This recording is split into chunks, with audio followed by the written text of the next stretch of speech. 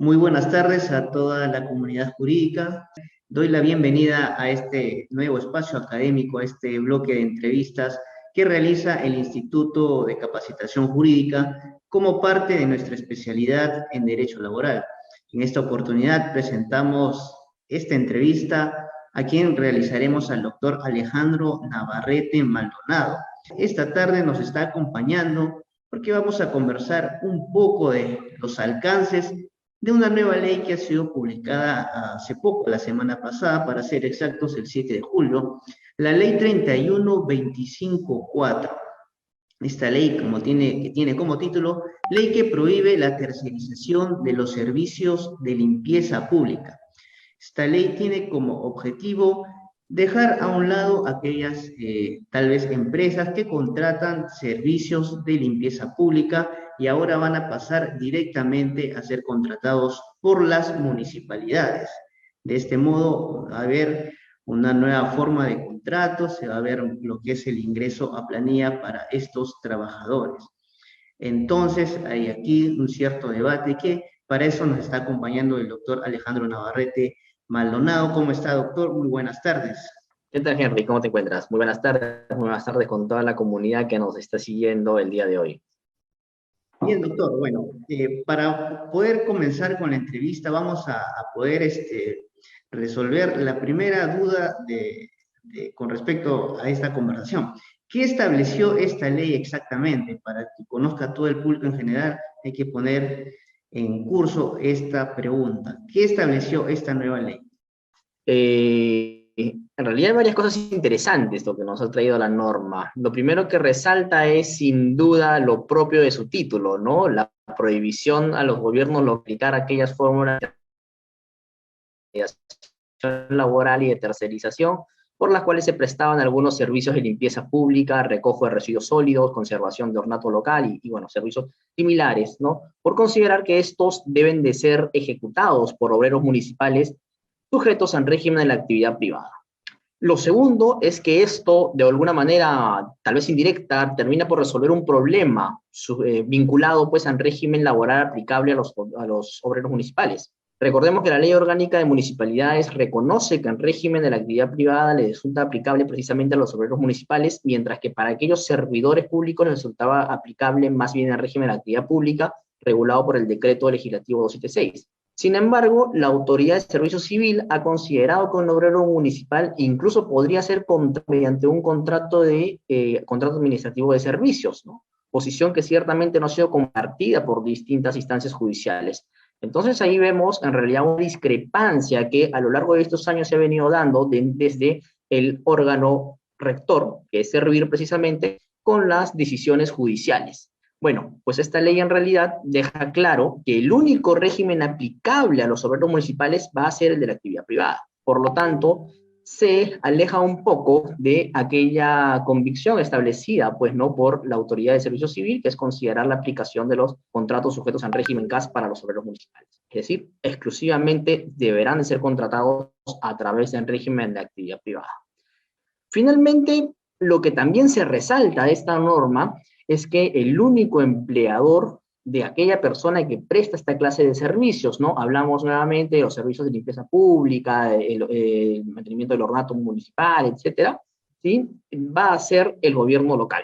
Es decir, la municipalidad es el único que va a tener el rol del empleador y además enfatiza la ley, al parecer, al querer darle una preponderancia relevante a este aspecto, que deberá entonces priorizar también las medidas de seguridad y salud en el trabajo, así como las medidas de bioseguridad, entendiendo, valga decir, que en realidad las personas que realizan esta clase de labor se encuentran mediante en un moderado o alto, quizás, nivel de exposición a agentes nocivos que resulten perjudiciales para su salud, ¿no? Entonces, por eso también la norma enfatiza en la obligación de las municipalidades de, como único empleador, garantizar entonces la seguridad y salud en el trabajo. Diría yo que esos son los tres aspectos más relevantes en realidad de esta norma. Ahora, ¿esta ley desde cuándo se va a poder hacer aplicada, ¿no? Esta prohibición, ¿va a ser de forma inmediata o hay un plazo establecido para que ya empiece a prohibirse este tipo de tercerización del trabajo? Perfecto. Lo cierto es que la norma ya está vigente, de modo que la prohibición hoy por hoy resulta aplicable. Lo que ocurre es que sí, la norma ha establecido un periodo de adecuación para que las municipalidades que actualmente hayan externalizado este servicio puedan adecuarlo en realidad a retomar el servicio de manera directa, ¿no? Es por eso que la propia norma establece que una vez culminado el contrato de tercerización o intermediación laboral destinado a la ejecución de esta clase de servicios, la municipalidad tendrá que retomar entonces el servicio. Y para ello también, una de las disposiciones finales contemplada en la propia norma es que las municipalidades van a contar con un año para incorporar progresivamente al personal que se encuentra destacado o desplazado a través de intermediación o tercerización laboral. Sin embargo, este pase tampoco no es automático, ojo con eso. Pues para que se materialice su incorporación, y lo señala expresamente la propia norma, deberán de realizarse un análisis vinculado pues a los principios de mérito de la unidad. Es decir, es necesario para su incorporación realizar una evaluación de las personas a efectos de si cumplen con los principios de mérito y idoneidad de acuerdo a la prestación de servicios que van a brindar para que puedan ser incorporados en realidad a la municipalidad. Por lo tanto, al parecer no es una incorporación inmediata en realidad de obreros municipales. Quizá pronto veamos algún lineamiento para la aplicación en realidad de estos principios en mención. Lo cierto es que de buenas a primeras deberá de realizarse alguna evaluación también para la incorporación de estas personas, ¿no? Bien, como podemos escuchar, esta ley favorece de alguna u otra forma a los trabajadores, ya que esto evita despidos injustificados, un mejor ambiente laboral, tanto en materia de salud como de seguridad. Ahora, ¿qué efectos trae esto consigo para las municipalidades? Que como sabemos, ellos generan, eh, generan gastos en este tipo, ya que los nuevos trabajadores van a ingresar a planilla, entonces eso también demanda gastos para la misma municipalidad. Entonces, ¿qué tipo de efectos va a traer? ¿Va a ser positivo o negativo para las municipalidades? Aquí hay algo o una situación bastante importante, Henry, y es en realidad una cuestión debatida. Si en realidad vemos o observamos finalmente los apuntes desde la municipalidad y el gasto que va a tener que realizar para la incorporación de estas personas, de hecho, podría uno concluir que en efecto es una norma que va a afectar presupuestalmente entonces también a las municipalidades. Pero la cuestión parece no ser tanto así, porque primero recordemos que estos sectores, comúnmente los obreros municipales, son sectores que de alguna manera tienen remuneraciones que por lo menos son asequibles, cercanas a la remuneración mínima vital, por lo menos pueden ser asumidas desde esa perspectiva. Y al momento de contratar, que una municipalidad contrata a una empresa de intermediación o tercerización, no solamente va a contratar para cubrir los sueldos de estas personas, ¿no? Sino que también va a tener que hacerlo para poder obtener una ganancia en la empresa de tercerización o intermediación, con lo cual, además, el costo, en realidad, de contratar a la empresa de intermediación o tercerización podría ser incluso un poco más elevado que asumir las remuneraciones mínimas vitales de estos trabajadores de manera directa, ¿no? Ojo con esa circunstancia. Lo segundo es que en realidad se está queriendo subsanar una situación bastante debatida a lo largo de estos años y que se vincula con la libertad de contratar. ¿Qué es lo que ocurre? Que como derecho constitucional, la libertad de contratar reconoce la libertad de contratación como esta prerrogativa que garantiza la facultad de elegir al co-contratante, ¿verdad? Pero como todo derecho constitucional, este no es absoluto. Hay razones de orden público que pueden limitarlo y precisamente es lo que sucede aquí. El servicio de recojo de residuos sólidos, limpieza pública, similares, etcétera, son servicios que deben estar a cargo de las municipalidades. Lo dice expresamente la Ley Orgánica de Municipalidades, son funciones de los gobiernos locales. Entonces, forman parte de sus actividades principales. Si esto es así, las fórmulas típicas de intermediación laboral no resultan posibles porque no se tratan de actividades complementarias ni especializadas. Esta es la razón por la que en realidad se ven muchos juicios de naturalización de intermediación laboral y con un alto porcentaje de éxito para los trabajadores, ¿no? Entonces, eso en realidad representa mayor gasto también para la municipalidad. Aquí vemos que medias razones entonces de orden público para limitar también la libertad de contratar, por un lado, la necesidad de evitar que existan intermediaciones fraudulentas y por otro también que los derechos de los trabajadores no se sujeten a un reconocimiento a través de juicios largos que de alguna manera se han venido presentando durante esta con esta circunstancia, ¿no? Entonces, de alguna manera, si vemos desde la perspectiva de gasto de la municipalidad, uno podría traer conclusiones apresuradas que en efecto esta norma le va a generar mayor gasto a la municipalidad, pero no es tanto así. A la postre, en realidad se está buscando subsanar una circunstancia que, desde nuestra perspectiva, parece irregular a partir de intermediaciones fraudulentas, ¿no? Y que a la vez esto redundará también en la menos posibilidad de juicio que terminen por perjudicar a las municipalidades y a los trabajadores propiamente dichos, ¿no? Entonces, ¿usted considera que esta ley vulnera la libertad de contratar de las empresas de servicios? Por supuesto que no, por lo dicho anteriormente.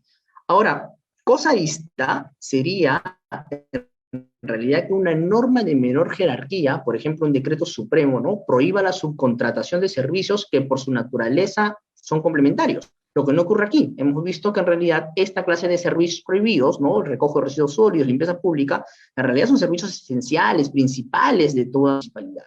Entonces, de hecho, lo que podría conllevar a una lesión de la libertad de contratar podría ser perfectamente una prohibición vinculada a la limitación de contratación de actividades de naturaleza complementaria. Pero en este caso no ocurre ello. De hecho, te podría comentar que hace algunos años sí se estableció en el sector aeronáutico, por ejemplo, una prohibición a partir del decreto supremo el 007-2006 MTC, en donde sí se contempló una prohibición, por ejemplo, de actividades de naturaleza complementaria, perdón, de subcontratación de actividades de naturaleza complementaria. Esta norma en mención habría prohibido entonces la subcontratación de actividades de naturaleza complementaria. Y el Tribunal Constitucional, a través de una sentencia de amparo, consideró pues que esta era una limitación irrazonable, lesiva de un derecho a la libertad de contratación. ¿Cuál es la diferencia en ambos casos? Que ahora no estoy prohibiendo la subcontratación de un servicio complementario, estoy prohibiendo la subcontratación de un servicio principal y aclarando la naturaleza del servicio finalmente a partir de esa nueva norma, ¿no? Circunstancia por demás disímil.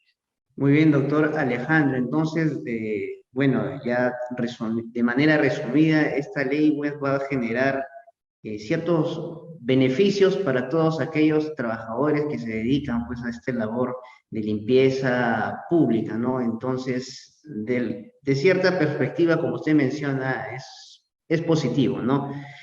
Muchas gracias por su participación en esta conversación. Ha sido un placer poder resolver estas dudas de acuerdo al tema que hemos tocado en esta tarde. ¿Algunas apreciaciones finales, doctor? Bueno, solo había un tema que había dejado suelto, Henry, y es que durante este año de adecuación, ¿te acuerdas que me preguntaste? Este año de adecuación existe una prohibición de despidos también o vencimientos de contrato de parte de la empresa de tercerización o intermediación hasta materializar finalmente la incorporación de suscitarse esta de los trabajadores que están prestando actualmente el servicio, ¿no? Ese es otro detalle de la norma que había olvidado comentártelo hace algunos minutos. Bueno, después de esto nada, Henry, gracias por la invitación. En realidad siempre llano a poder conversar de estos temas y especialmente de las novedades que puedan encontrarse en nuestro mundo laboral. Muchas gracias, doctor, por su participación. Muchas gracias a todos los que se han conectado, siendo ya las 4:15 de la tarde. Muchas gracias a todos los seguidores y los invitamos a seguir la página de Facebook, que tenemos nuevas novedades y nuevos eventos. Así que muy buenas tardes con todos.